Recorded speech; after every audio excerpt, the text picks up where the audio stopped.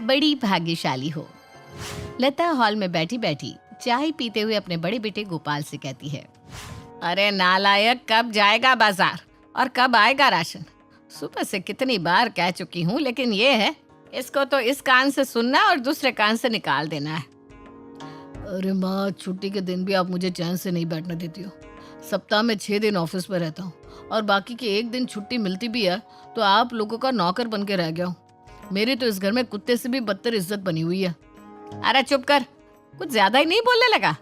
अपना काम करने में भी कुत्ते बिल्ली की याद आती है तुझे? माँ, आपने कभी पवन को कहा है कि आज ये काम कर ले, चाहे अपने भाई के साथ यहाँ चला जा? नहीं, आपने तो उसे इतना सर पर चढ़ा लिया है कि बस वो खाना खाने के लिए ही घर पर आता है। अरे अभी उसकी उम्र है क्या ये सब करने की?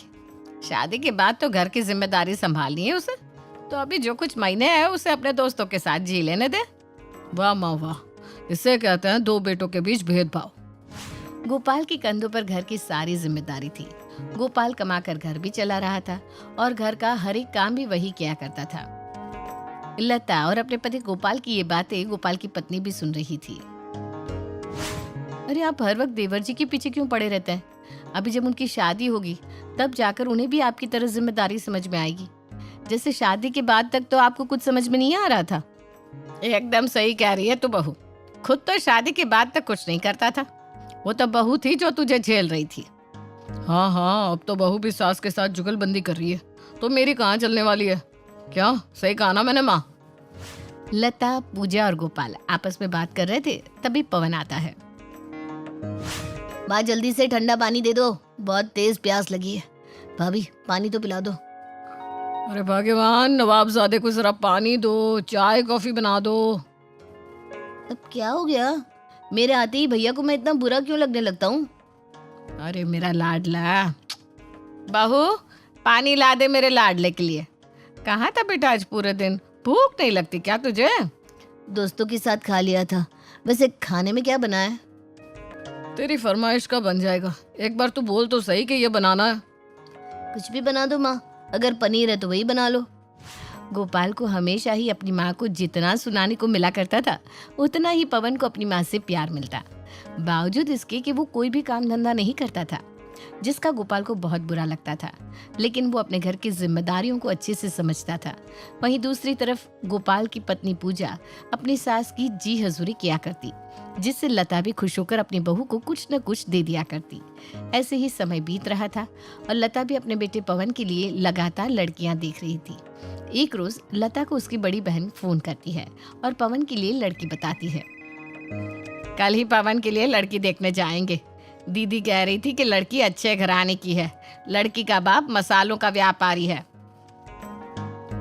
क्या बात है, फिर तो आपके लाडले को दहेज भी भर भर के मिलेगा। लेकिन अगर लड़की वालों ने पूछ लिया कि आपका नालायक कमाता क्या है, तो आप क्या कहेंगे? पूरा दिन घूमता फिरता है और भूख लगने पर मुफ्त की रोटियां तोड़ता है। अजय, आप बिना देवर जी के पीछे हाथ धोकर पड़े रहते हैं। क्यों आप इन्हें बिना बात सुनाते रहते हैं? माँ जी से इतनी गाली खाने के बाद भी आपको अकल नहीं आ रही है? अब अगले ही दिन पवन के साथ गोपाल, लता और पूजा सभी लड़की देखने जाते हैं। लड़की का घर इतना बड़ा था कि उसे देखकर लता की तो आंखों में चमक आ गई थी। पूजा अपनी सास से कहती है, माँ जी क्या घर है, इतनी बड़ी हवेली तो मैं पहली बार देख रही हूँ। नौकर चाकर, लेकिन ये क्या हमारा रिश्ता मानेंगे भी? अच्छा नहीं बोल सकती तो कुछ गलत भी तो मत बोल बड़ी बहू, कम से कम गवार वाली हरकतें मत करो आप दोनों। कुछ देर बाद लड़की को लाया जाता है। लड़की के घर के साथ लड़की की सुंदरता भी उस बड़े से घर को 4 चांद लगा रही थी। लता और उसके परिवार को तो लड़की पसंद आ जाती है, लेकिन लता अपनी होने वाली बहू से कहती है, बेटी तुम्हें तो हम रानी बना कर रखेंगे, जो इन्होंने इतने नाजों से पाल पोस कर बड़ा किया है तुम्हें। वैसे नाम क्या है बेटा? जी सिया नाम है मेरा। बड़ा ही प्यारा नाम है। सचमुच देवर जी की जोड़ी तो इनके साथ खूब जचने वाली है। क्यों देवर जी? अरे अरे, देवर जी तो अभी से शर्मा रहे हैं। भाई साहब, मेरा लाडला बेटा पवन बड़ा ही भाग्यशाली है जो उसकी शादी आपकी बेटी से होने जा रही है। लता अपने बेटे का रिश्ता उस बड़े घराने में तो जैसे तैसे फिक्स कर लेती है और जल्दी पवन और सिया की शादी भी हो जाती है। अब सिया अपने अमीर घराने से विदा होकर ससुराल आती है। सिया के ससुराल में 2-3 दिन तो ठीक ठाक बीतते हैं, लेकिन उसके बाद सिया की सास लता के अपनी छोटी बहू के साथ तेवर ही बदल जाते हैं। बहू, तुझे आज इस घर में आए हुए 4 दिन हो चुके हैं और अब मैं चाहती हूँ कि तू भी बड़ी बहू की तरह घर के काम काज में उसका हाथ बटाया करे। और एक बात, सुबह तुझे जल्दी उठना होगा। अगर तू सुबह मुझे जल्दी उठी हुई नहीं दिखी तो याद रखना, तेरी सास तेरी नींद खराब करने के लिए अभी जिंदा है, समझी? ये अचानक माँ जी को क्या हो गया? कल तो बिस्तर पर चाय पानी खाना आ रहा था। लगता है अब 2 ही दिन में पुरानी हो गई मैं। खैर, ये मेरे ससुराल वाले भी कौन सा और कितने दिन मुझे बैठा हुआ खाते देख लेते। अब क्या हुआ? माँ को अपने लाडले की पत्नी को इतना सुनाते हुए मैंने पहली बार देखा। क्यों सुना रही थी? न जाने बेचारा अब अपनी पत्नी का साथ देगा या माँ का। आपको बड़ा मजा आ रहा है ना? आप अपने भाई के बारे में ऐसा कैसे सोच सकते हैं? मैंने उसके बारे में वही कहा जो उसके साथ होने वाला है। क्या पता माँ जिस तरह से सिया को बोल रही है तुम्हें भी बोल सकती है, लेकिन तुम तो माँ की चापलूस हो। खैर, मुझे बहुत काम है। इस घर में कलेश तो अब शुरू होगा। अब अगले ही दिन सुबह के 3 बजते ही लता अपनी छोटी बहू को उठाने आती है और सिया भी बिस्तर से उठकर बैठ जाती है। वहीं दूसरी तरफ लता अपनी बड़ी बहू पूजा को भी उठाती है, लेकिन पूजा तो उठकर किचन में काम करने लग जाती है। लेकिन सिया अपनी सास के कमरे से जाने के बाद ही दोबारा सो जाती है। अब जब पूजा अपनी सास को चाय देने उसके कमरे में पहुंचती है तो लता अपनी बड़ी बहू पूजा से पूछती है, कहाँ है सिया और क्या कर रही है? उसे जो काम ना आए वो तू ही उसे सिखाएगी, ये तेरी जिम्मेदारी है, ठीक है? माँ जी, मैं उसे काम तब सिखाऊंगी ना जब वो काम करेगी। आपने उसे 3 बजे उठाया होगा, लेकिन आपके कमरे से निकलने के बाद ही वो महारानी तो कमरा बंद करके फिर से सो गई। क्या? ये तू क्या कह रही है? नहीं नहीं, ऐसा कैसे हो सकता है? मैंने उसे खुद उठाया था। चल, उसकी आज मैं अच्छे से खबर लेती हूँ। वो शायद भूल रही है कि वो अपने मायके में नहीं है। इतना कहने के बाद लता अपनी छोटी बहू के कमरे में पहुंचती है तो वो देखती है कि सुबह के 8 बजे तक सिया सो रही है। ये देखकर उसका गुस्सा और भी ज्यादा बढ़ जाता है और वो अपनी छोटी बहू पर चिल्लाते हुए कहती है, बहू उठती है या पानी डाल दूं तब उठेगी? उठ और जाकर किचन में काम कर। अमीर बाप की बेटी होगी अपने घर, यहाँ तुझे काम तो करना ही होगा जैसे पूजा करती है। वो भी तो 3 बजे से उठी हुई है, तो तू क्या स्पेशल है? माँ जी, इतनी सुबह मुझे उठने की आदत नहीं है। अगर मैं उस वक्त उठ भी जाती तो इसमें आपका ही नुकसान होता। मैं चाय बनाती तो उसमें नमक डाल देती, सब्जी में चीनी। इसलिए मैंने सोचा कि काम खराब करने से अच्छा है कि मैं सो जाती हूँ। अब आप ही बताइए दीदी, मैंने कुछ गलत किया क्या? अरे बहू, तू तो साक्षात भगवान है। भगवान, तुझसे ना तो घर का काम होगा ना ही उठा जाएगा। घर में अब भगवान की नहीं तेरी पूजा की जाएगी। क्यों, यही चाहती है ना तू? सुबह जल्दी ना उठने को लेकर घर में बहुत कलेशबाजी होती है। पास के सोफे पर बैठा गोपाल ये सब देख रहा था, क्योंकि उसे पहली बार अच्छा लग रहा था कि उसके बाद उसकी माँ और किसी को तो सुना रही है, वरना गोपाल से ही लता के ताने गालियों की शुरुआत हुआ करती थी और वहीं पर खत्म होती थी। माँ, क्यों बेचारी को सुना रही हो? अपने लाडले को सुनाओ ना। क्यों, उसे अब भी नहीं सुनाओगी? तुझे काम पर नहीं जाना है क्या? है, यहाँ बैठकर मुफ्त की रोटियां तोड़ता रहेगा। गोपाल अपनी माँ लता की ये बात सुनकर वहां से चला जाता है, लेकिन सिया को कुछ भी समझ में नहीं आ रहा था कि उसकी सास के ये तेवर इतने क्यों बदल गए, वो भी शादी के चंद ही दिनों में, जिससे सिया थोड़ी परेशान हो जाती है। लता अपने बेटे गोपाल को तो हर बात पर ताना दिया करती थी, लेकिन अब लता अपनी छोटी बहू सिया को भी हर वक्त सुनाया करती। एक रोज गोपाल देर शाम ऑफिस से लेट आता है और वो अपनी माँ की दवाई लाना भूल जाता है। अरे गोपाल, कहाँ रह गया था तू और इतना लेट क्यों हो गया तुझे आने में? माँ, आप जानती है ना बाहर कितना ट्रैफिक होता है, बस उसी में फंस गया था। लेकिन आपको देखकर मुझे कुछ याद आ रहा है। आपने मुझे कुछ लाने के लिए कहा था क्या? सत्यानाश हो तेरा, तुझे मैंने अपने सर दर्द की गोली लाने को कहा था ना, लेकिन तू भूल गया ना। 1 नंबर का कामचोर नालायक है तू, किसी काम का नहीं। आपको भी ना एक छोटी सी चीज नहीं याद रहती, न जाने आगे आप क्या ही करेंगे। अरे इतनी बड़ी भी गलती नहीं हुई है, बस दवा लाना ही तो भूल गया हूँ, वो भी ट्रैफिक की वजह से। तेरे लिए होगी ये छोटी सी बात, लेकिन मेरे लिए ये बहुत बड़ी बात है। कामचोर कहीं का। अब खड़े होकर मेरा मुंह क्या देख रहा है? जाकर हाथ मुंह धो ले। ये सारी बात पास खड़ी सिया भी सुन रही थी और वो अपनी सास लता की बात सुनकर मन में खुद से कहती है, माँ जी कितनी कठोर है। जेठ जी अभी अभी ऑफिस से आ रहे हैं और वो कह भी रहे हैं कि वो ट्रैफिक में फंस गए थे, लेकिन माँ जी में तो थोड़ी भी इंसानियत नहीं है। अरे तू भी यहाँ खड़ी खड़ी मेरा मुंह क्या देख रही है? जाकर किचन में काम कर। तेरे पास कोई काम धंधा नहीं है क्या? नहीं माँ जी, मैं बस खाना बनाने ही जा रही थी। वो तो मैंने आपकी आवाज़ सुनी तो हॉल में चली आई। सिया किचन में काम कर रही थी और पूजा अपनी सास लता का पैर दबा रही थी। दोनों सास बहू हॉल में बैठे बात कर रहे थे और सिया किचन में काम कर रही थी। तभी वहाँ गोपाल का आना होता है और गोपाल जैसे ही खाना निकालने लगता है, सिया अपने जेठ जी से कहती है, जेठ जी लाइए, मैं आपके लिए खाना निकाल देती हूँ। अरे नहीं सिया, इतनी चिंता करने की ज़रूरत नहीं है। मुझे खुद ही खाना निकाल कर खाने की आदत है। मुझे कोई खाना पीना नहीं देता। अरे कोई पूछता तक नहीं। तुम अभी नई हो ना, तुम्हें धीरे धीरे पता चल जाएगा कि घर में मेरी इज्जत कितनी है। भले इस घर में आपको कोई इज्जत ना देता हो, लेकिन आप मुझसे बड़े हैं और मैं आपको इज्जत दे रही हूँ। लाइए, मैं खाना निकाल कर देती हूँ। अच्छा ठीक है, तुम इतना कह रही हो तो ये लो प्लेट। और हाँ, खाना थोड़ा ही निकालना, मन नहीं आज खाना खाने का, लेकिन खा लेता हूँ। खाना नहीं खाया तो भी गाली सुनूंगा। सिया अब गोपाल से प्लेट लेकर खाना निकालने लगती है। सिया अपने जेठ के लिए खाना निकालती हुए कहती है, जेठ जी वैसे मैं एक बात कहूँ, आप दिल के बहुत अच्छे हैं और इस घर को काफ़ी अच्छे से संभाल कर भी रखा है। इतना कमाने और खर्चने के बाद भी इस घर में आपकी कोई इज्जत नहीं है। देखो सिया, तुम्हारा कहना बिल्कुल सही है कि मैं इस घर का खर्चा उठाता हूँ, जिम्मेदारियाँ संभालता हूँ, फिर भी मुझे गालियाँ सुनने को ही मिलती है। लेकिन वक्त आने दो, सबका हिसाब होगा।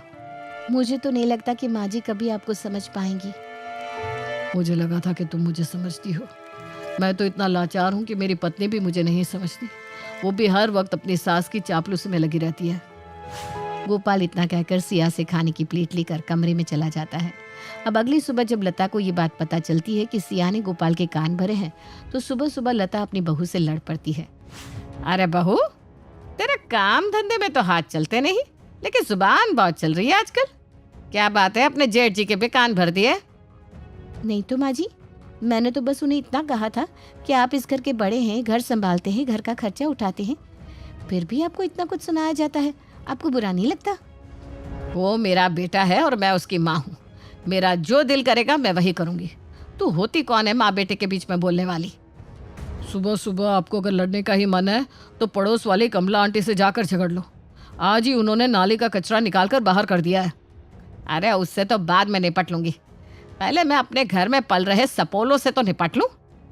देख बहू, इस घर को मैंने संभाल कर रखा है और मैंने ही इस घर को बनाया है। माँ, मैं समझता हूँ कि आपने इस घर को बनाया है, लेकिन एक इंसान के घर बनाने से घर नहीं बनता। एक इंसान के घर चलाने से घर नहीं चलता। घर चलाने में हर उस इंसान का साथ होना चाहिए जो उस घर में मौजूद है। क्या बात है, मेरा बेटा इतनी लंबी लंबी हाँक रहा है, हैं? बहुत अच्छे। अपनी माँ से जुबान लड़ाते हुए शर्म नहीं आ रही?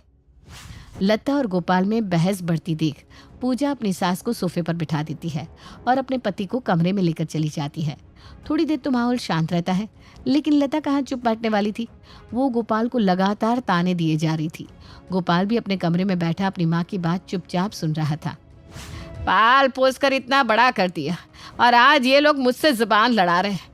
अरे तेरी माँ हूँ मैं और तू मेरा बेटा, लेकिन तुम लोग तो मेरे ही माँ बाप बन गए। माँ जी जाने दीजिए, मैं उन्हें कुछ भी नहीं कहूँगी। अभी आप चुप हो जाइए, वरना आपकी तबीयत खराब हो जाएगी। यह सब आग तेरी लगाई हुई है। तू ही है आग लगाने वाली घर में। बेशक तेरा घर अमीर है, लेकिन तेरे माँ बाप ने तुझे संस्कार, रहन सहन कुछ नहीं सिखाया।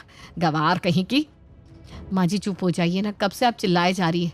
और सिया, तू जाकर किचन में काम कर, मैं अभी आती हूँ। और उस नालायक को कह दे काम पर जाए, छुट्टी करने की कोई ज़रूरत नहीं है। अगर उसने छुट्टी की तो घर में कलेश मचा दूंगी मैं। माँ जी, मैं आपके आगे हाथ जोड़ती हूँ, बात को और मत बढ़ाइए। वो बहुत गुस्से में है। इतना गुस्सा मैंने उन्हें आज तक नहीं देखा।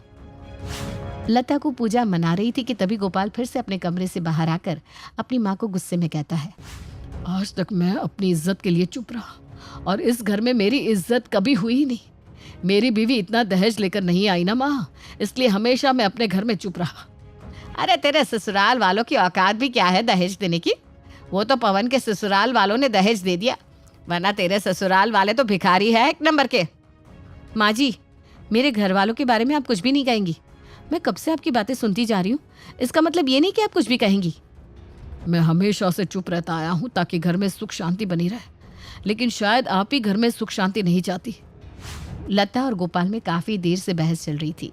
अब पवन भी अपनी माँ और भाई के बीच बहस को देखकर वहां आता है और उनसे झगड़े की वजह जानता है और सब कुछ जानने के बाद अपनी माँ से कहता है, माँ, हम लोग हमेशा से एक साथ रहे हैं और आपने मुझे बहुत प्यार किया है। भैया को मुझसे बहुत कम प्यार मिला तो उनका गुस्सा होना भी जायज़ है, और ये घर उनका ही बनाया हुआ है। उनके खून, मेहनत, पसीने की कमाई है ये घर। मैंने तो कभी नहीं कहा कि ये घर मैंने बनाया है। बिल्कुल सही कह रहे हैं माँ जी, ये घर जेठ जी का बनाया हुआ है। हम तो बस इस घर में रह रहे हैं। वो पूरा दिन मेहनत करते हैं और इस घर की हर जरूरत को पूरा करते हैं, फिर भी उन्हें ही सुनाया जाता है। बस इतनी सी बात है माँ जी। मैं उम्मीद करती हूँ आप जेठ जी को समझेंगी। मुझे समझने की कोई जरूरत नहीं है, माँ खुद ही समझदार है। क्योंकि अब मैं बड़ा हो गया हूँ तो शायद मुझे माँ के प्यार की जरूरत नहीं है, ऐसा माँ को लगता है। तूने ही मेरा मुंह खुलवाया था, तब से मैं चुप थी। तुझे कहती रही बेटा चुप हो जा, चुप हो जा, लेकिन नहीं, तू भी बोलता गया और मैं भी गुस्से में बोलती गई। अब आकर गले लग जा, मुझसे गुस्सा बर्दाश्त नहीं होता, तू जानता है ना। सिया की बात सही थी। घर चलाने वाले को जब इतना सुनने को मिल रहा था तो सिया सामने आकर गोपाल के समाधान का हल निकालती है और उस दिन के बाद से लता अपने कमाऊ बेटे गोपाल को फिर ना तो कभी ताने देती है, ना ही उसे बेइज्जत करती है और सभी एक साथ हंसी खुशी रहने लगते हैं। मर्द कमाता है, घर की जरूरतें पूरी करता है और ताकतवर होता है। तो एक बार हमारी कहानी की हीरोइन शशि से मिल ले। अरे बांधो इसको उस शराबी के गले और अपना पीछा छुड़ाओ। कैसी बात कर रही हो? मेरी एक ही तो बेटी है। नहीं नहीं, मैं किसी पढ़े लिखे समझदार से ही इसकी शादी कराऊंगा। अच्छा, तो पैसे कहाँ से आएंगे? अरे ये लोग एक पैसा नहीं मांग रहे, पैसे वाले लोग हैं। बस लड़के में एक ही कमी है कि वो कमाता नहीं है, बाकी सब ठीक है। पिता के ना चाहते हुए भी प्यारी सी शशि की शादी रमेश के साथ हो जाती है। शादी के बाद कैसी सी है, मुंह में दाने, ऊपर से छोटी सी हाइट। हमारा भाई तो राजकुमार है, राजकुमार। मेरी बेटी है शशि बहू, कोई इसे कुछ नहीं कहेगा। वैसे भी तेरे भाई से ये बिन माँ की बेटी ने शादी कर ली, यही बहुत है। बेटा शशि, यह सब ऐसी ही है, तू ना बुरा मत मानना इन लोगों की बात का। शशि की सास भी बहुत अच्छी थी। शशि, जा तो खाना बना ले, बाकी का ऊपर का सारा काम मैं कर दूंगी। शशि, जिसने अपने मायके में सौतेली माँ के साथ रहकर सारा काम धाम करना सीखा, ससुराल में सिर्फ खाना बनाना है ये सुनकर राहत की सांस लेती है कि तभी शशि, तुम्हारे पिता ने मिलने के लिए बुलाया है, शाम को तैयार रहना। शशि खुश हो जाती है कि अब उसे प्यार करने वाले लोग हैं। पति मानता है, पिता जैसे ससुर जी हैं। वो शाम को तैयार हो जाती है, लेकिन फिर आधे रास्ते के बाद, अरे 2 मिनट रुको, मैं अभी आ रहा हूँ, तुम कहीं जाना मत, मैं बस यूं गया यूं आया। शशि, जो कभी घर से बाहर अकेले नहीं निकलती थी, पति के विश्वास पर रास्ते में खड़ी हो जाती है, लेकिन काफी समय से पति वापस नहीं आता। शशि रोने लगती है, तभी सड़क पर खड़ी लड़की को रोता देख भीड़ लग जाती है। अरे क्या हो गया बहन, रो क्यों रही हो? सब ठीक है ना? लग रहा है कि रास्ता भूल गई है। कहाँ रहती हो? हम छोड़ आते हैं, कहाँ जाना है? शशि उस अनजान आदमी को देखकर डर जाती है और चुप हो जाती है कि उसे दूर से पति आता दिखता है जो शराब के नशे में धुत होता है। अरे ये भीड़ यहाँ क्या कर रही है? हाँ? तुम्हारे आसपास ये भीड़ कैसे लग गई? तुम्हारी बीवी है ये तो पिया हुआ लग रहा है। अरे इतनी सीधी से बीबी को यूं रास्ते में छोड़कर दारू पीने चला गया था क्या? सभी पति को बुरा भला बोल रहे होते हैं कि अचानक शांत सी रहने वाली शशि दहाड़ने लगती है। पति है वो मेरे, कोई उन्हें कुछ नहीं बोलेगा। और हाँ, मैंने किसी से मदद नहीं मांगी थी, निकलो यहाँ से। पति देखता रह जाता है कि शांत सी रहने वाली शशि अचानक गरज रही है। सभी चले जाते हैं। अब मैं मायके नहीं जाऊंगी, आप घर चले। लेकिन शशि देखती है कि पति नशे में है, तो वो उससे कार की चाबी भी लेकर खुद कार चलाकर घर ले आती है। हाय रे, तेरी सौतेली माँ ने बड़ी जल्दी भगा दिया। खाना भी नहीं दिया क्या? और पहली बार गई थी खाली हाथ। बेटा एक डिब्बा मिठाई का ही दे देती। शशि सास को सारी बात बताती है। ये तो बहुत ही गलत किया बेटा तूने। ये ठीक नहीं है, ऐसा नहीं करना चाहिए था। पहली बार ससुराल जा रहा था, कम से कम दारू तो ना पीता। लेकिन बेटा कहाँ सुन रहा था। उसे ना तो दिन का होश था, ना रात का। वो कमरे में जाकर सो जाता है। पति के इस हाल से शशि काफी परेशान रहती है। माना ससुर के पास काफी पैसा होता है, लेकिन पति की कमाई उसने देखी नहीं होती। फिर एक रोज सास जोर जोर से रो रही होती है। अरे सासू माँ, क्या हो गया? सब ठीक है ना? नहीं बेटा शशि, मैं क्या बोलूं, क्या हो गया मेरे साथ। मुझे तो बताने में भी शर्म आ रही है। शशि कुछ समझ पाती कि तभी वहां ससुर जी आ जाते हैं। वो जोर जोर से चिल्ला रहे होते हैं। जितने लोग हैं घर में सब आ जाओ, मैं सबसे बात करना चाहता हूँ। कहाँ हो सब? घर में ननदे और शशि का पति थे, वो आ जाते हैं। देखते हैं कि पास खड़ी उनकी माँ जोर जोर से रो रही थी। क्या हुआ पापा, कुछ तो बता दे। देखो, मैं तुम लोगों के लिए नई सास लेकर आ रहा हूँ। कैसी बात कर रहे हो पापा? माँ कहाँ जाएंगी? और मैं नहीं जानता कहाँ जाएंगी। मैं अभी इसे तलाक दे रहा हूँ। और हाँ, तुम लोग मेरे साथ रह सकते हो, लेकिन ये औरत नहीं। अब इस उम्र में मैं कहाँ जाऊंगी? मेरा तो कोई मायका भी नहीं है। जहां जाना है जाओ, मुझे कोई लेना देना नहीं है, बता रहा हूं। और हाँ, जिसे मेरे साथ नहीं रहना वो माँ के साथ घर के बाहर निकल जाए। नाना पापा, मैं कहाँ इनके साथ रास्तों की ठोकरें खाऊंगी। वैसे भी गरीब की तो शादी भी नहीं हो पाती। मैं आप ही के साथ रहूंगी। मैं भले शराबी हूं, लेकिन मैं माँ के साथ रहूंगा। कैसी बात कर रहा है? तेरे तो बस की खुद को संभालना नहीं है, तू कैसे माँ को संभालेगा? वैसे भी शशि की जिम्मेदारी है तेरे ऊपर। पिताजी, इस उम्र में माँ को छोड़कर आप ठीक नहीं कर रहे हैं। मैं किसी की जिम्मेदारी नहीं हूँ। पिताजी, मैं भी इनके फैसले में इनके साथ हूँ। हम आपके और नई सास के साथ नहीं रहेंगे। शशि सास को लेकर पति के साथ रास्ते पर आ जाती है। मेरे पास कुछ पैसे हैं, ऐसा करते हैं हम एक घर ले लेते हैं। हाँ, मेरे दोस्त का घर है, वो किराए पर चढ़ाना चाहता है। ठीक है, हम वही घर ले लेते हैं। सभी एक घर किराए पर लेकर घर में रहना शुरू कर देते हैं। लेकिन 2 दिन बाद लग रहा है मुझे चक्कर आ रहे हैं, सब काला काला दिख रहा है। मेरे पास तो माँ जी को डॉक्टर के पास ले जाने के भी पैसे नहीं हैं। मैं क्या करूं? पिताजी से मांग कर लाती हूँ।